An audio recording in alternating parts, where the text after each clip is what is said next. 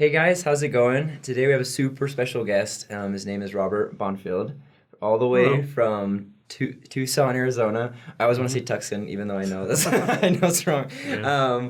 And he's got a really cool conversion story. We were talking just a little bit before we started filming today, and so I think we're just gonna talk a little bit about what you've been through. And I think hmm one thing that makes your story special is that you said that you started as like you were raised in the church. Yes.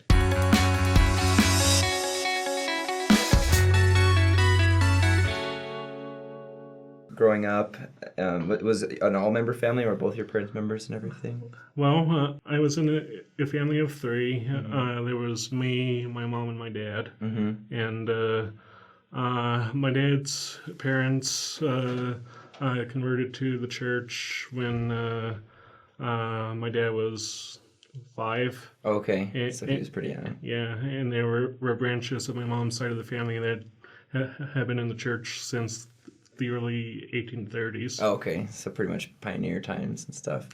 Yeah. So you and your parents, and then you said that you grew up in the church and then served a mission. Where did you get to serve? The great city of Boise, Idaho. Well, it wasn't just a city. It's The area, yeah. yeah. So how did your mission go? What? Well, the MTC was a very amazing experience, Right. and then I got out into the mission field, and things went south for Wasn't a while. wasn't so great. What kind of things like? Other missionaries. Uh, Uh, Basically, I grew up with the impression that missionaries were near perfect people. right. I, I don't know why No, some of us think that, but it's true. Well, because I grew up, the missionaries, my family rented an apartment to the missionaries growing up. And so, yeah, growing up, I mean, they're role models, because they're oh yeah, preaching the gospel and the name tag and everything just kind of gives off this impression, but you forget that, like, they're human. yeah, I remember that. yeah. I saw a fairly decent breakage of the mission rules, Gotcha. and I heard of a lot worse. Right. And during my third transfer, I was deeply depressed and suicidal. Oh, wow. Because it was just that hard. Yeah, and I made no secret about this. One of the missionaries, uh, not my companion, but one of the missionaries offered me a knife. No way. Yes, right. No way. I mean, so you're here, so Yeah, so you made uh, it through that, but yeah. that's really scary. Well, thankfully for both him and myself, I'm a bit too much of a wimp when it comes to physical pain. Yeah. So, I personally deal with depression and anxiety, and it's something that is like really I think those moments as scary as they are, it's a miracle when you make it past that. But I imagine that didn't make the rest of your mission very easy. no. To say that I wanted to go home was a bit of an understatement. And yeah, I was still depressed, of course. And so, Um, did you stay or? I stayed for the 2 years, yes. Wow. Um, but my enthusiasm for the work was completely dead, and I never managed to get it back. Right. I was basically only an effective missionary if my companion at the time was. Right, because you just kind of worked with them. Yeah. So, when you finished your mission and when you came home, did that affect your church life afterwards? It definitely had something to do with it, yes. Um, uh, I got engaged twice within um, 18 months after my mission. You're excited to get married. Yeah, I was excited to get married, but neither of those relationships worked out, so we did not get married. And after the second breakup, I was completely done Yeah. with the church. I pretty much consider myself an atheist, but I was a lot closer to say I was I did not careist. I'm not sure if there's a word for that. Yeah. But Because did you still kind of believe that God existed, and it was more you just didn't care?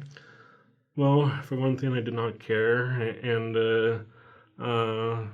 on my perception of the time, if the God of the Bible and the Book of Mormon did exist, he was basically a monster. Because of all that had happened. Well, what happened in the Bible and the Book of Mormon, and also what's still happens. Right. All the stuff, like just all the bad stuff in general. And Yeah. how long did that last? Because I hear you came back. Yeah. Somebody told me. Yeah. So my mission was in June of 2003 to June of 2005. I was pretty much completely out of the church by 2007 and 8. Okay. And I did not start coming back until, well, seriously start coming back until 2012. Okay, wow. And the first time I had paid an honest tithe in years was basically the time that I met my wife. And that was... Huh? I'm excited to hear this. How did you meet her? Well, and I'm like, keep going. Oh, sorry. No, you're good. I asked her out on a date. Yeah. And she said yes. And the date went great. Yeah. And I had a lot of fun. She had a lot of fun. I asked her out for a second date, and she turned me down. Oh, Said that she just wanted to be friends.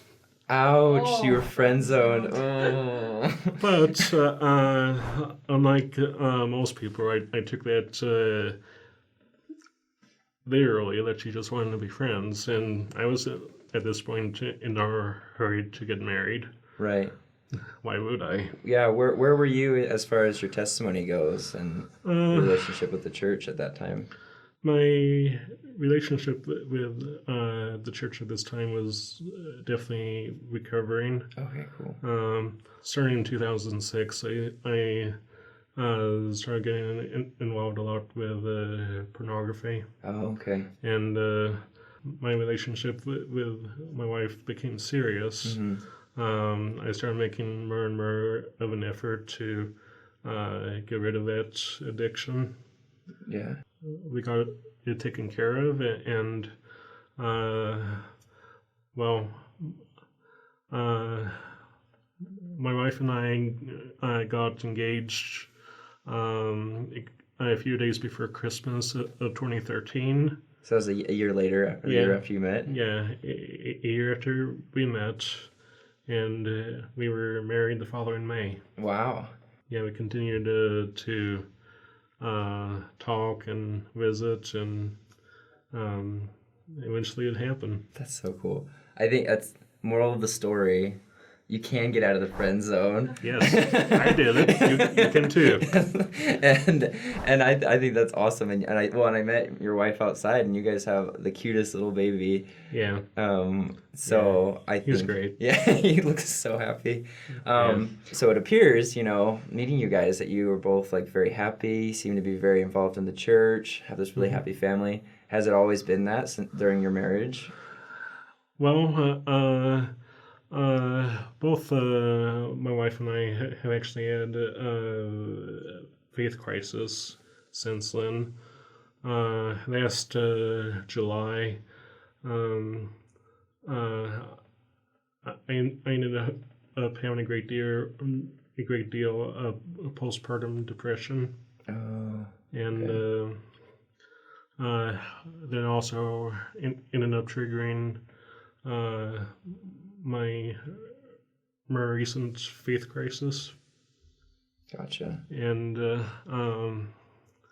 I still believed in the truthfulness of the church, but I kind of figured it was too dangerous to stay in. Okay. But what I mean is with the church's stance on homosexuality, Mm-hmm. and what if my kids in the future? Oh, okay. So like, what if your kids were homosexual? Then you were afraid of raising them in a hostile environment, I guess. Yeah, basically. I mean, that makes a lot of sense, especially if especially if you're already facing like the depression, then it just becomes that much more of a serious like. Yeah, and both my wife and I are bi, so. Oh, okay. Um, so I don't think anyone knows, but if it's genetic, then almost positive that my kids will have it too. Gotcha. So That makes sense because if you're pretty sure that your kids are going to have to face that, and especially since I moved to Utah, I saw how hard it could be for somebody who is homosexual in the church just because of the opinions and the culture around that. yeah, my kids are going to know that they're loved no matter what. Yeah. Whether they're in the church or not. Awesome. They won't be loved any differently. That's so cool. Yeah, because there's a huge difference between church culture and the actual gospel. Yes, but a huge difference. Yeah. But I could see that just meeting you guys. I can see that love that you guys have, especially for your little boy out there. It is a boy, right? Boy. Yes. Okay, good. I don't want to assume He's gender a boy. at this point. And so I guess earlier I think you mentioned that you had like a spiritual awakening. Yeah. Do you want to talk more about that? Well, I'm not quite sure how or why it happened, but I didn't ask for it, and I don't think it was worthy of it either. But about a month and a half into this, the faith crisis was basically gone, and I was 100% a disciple of Christ. That's awesome.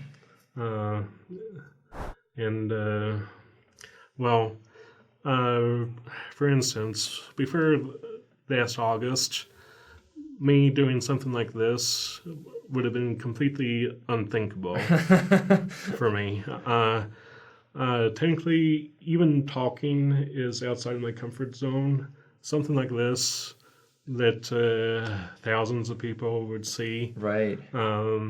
Is this a lot more so? Yeah, no, that's crazy. So before August, I would never have done this. I think that's crazy that I just love how much you've been through and that you've been able to come out, I don't know, still positive, still happy. Regardless of the gospel, putting the gospel aside, just your personality.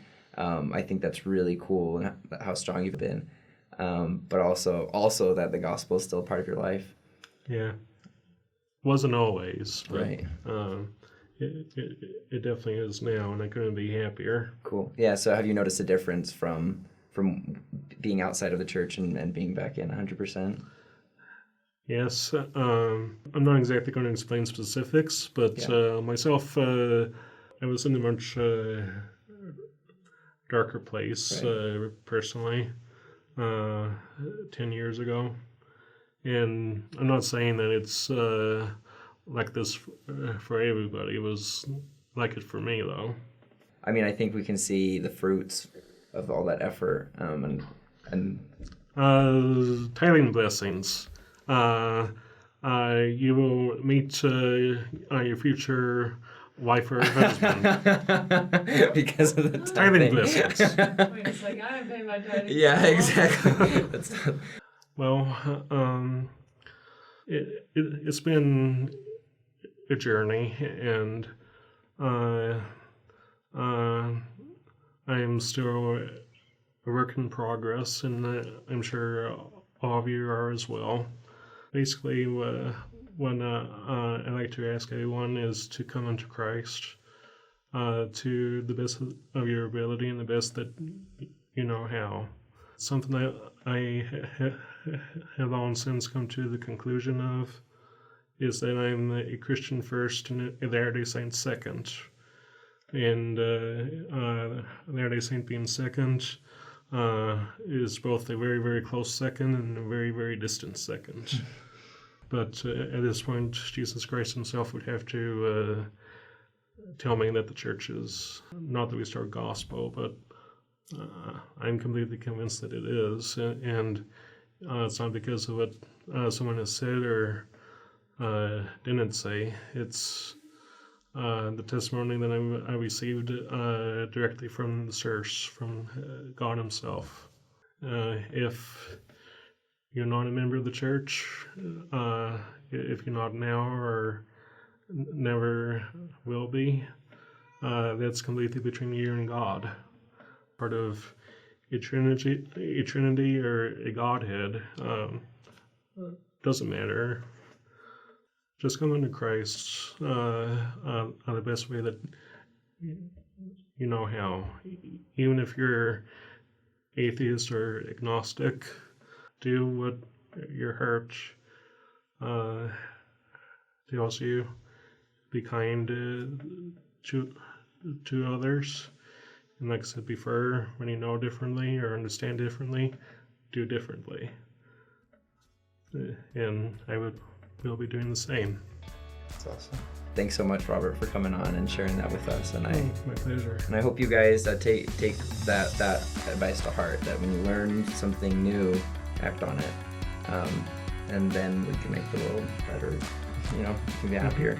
If you have any questions, maybe leave some in the comments, and maybe we'll reach out to Robert and if we can find some answers. Yeah, and I will definitely be lurking in the comments section. So, so be nice. I will definitely be around. Yeah, and if you have any questions how to get out of the friend zone, I think we have our teacher. But yeah, so please like, comment, and subscribe, and have a wonderful day.